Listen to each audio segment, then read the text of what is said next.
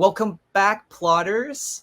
So, how many of you all had to do research and you get slogged down and you're like, where do I start? And this is really hard. Like, I have to have a dinosaur here, but I don't know this dinosaur, but then I also have to do the writing. And then you just don't do any of it because it's so freaking stressful. Maybe it's just me, but I think there's others of you out there that feel the same way. Well, today we have Tira Palmquist on the show. Tira is awesome with research. I've seen so many of her stuff, and it's oftentimes science based. There's like a philosophy, science, spirituality to it. And I've always been like curious on how she does it because it just fits so well together.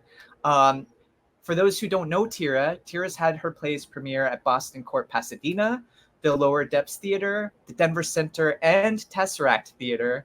She's also had readings at Oregon Shakespeare, Boise Contemporary Theater, Trinity Trinity Street Players. Yes. Yes. And the Seven Devils Playwrights Conference, just to name a few, and definitely just a few. Tira, thank you for being on the show. Sure. It's nice to be here. So I'm so excited. When Tira said that she was going to be talking about this, I was like, I'm all ears. Tira, I'm ready for you. Great. Well, I think here's the thing. I think part of the reason why I do a lot of research for my plays is in part because I legitimately enjoy doing research.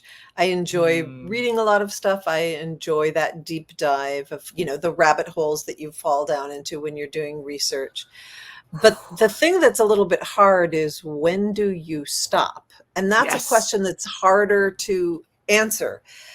In part, I think that you have to look at research in a couple of different ways. First, of course, we want to be right. So, for example, if we're saying this is an endangered fish in the rivers of Eastern Ohio, we want to be correct about what that fish is because somebody's going to make noise about that. Somebody's going to come at you.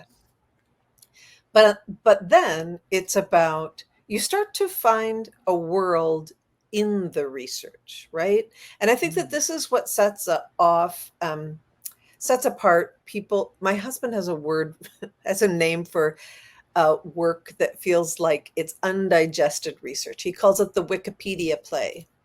And I think we've all been, in the presence of some sort of Wikipedia novel or Wikipedia play or what have you. It's like, oh yeah, you just learned that and you just typed it verbatim into the script.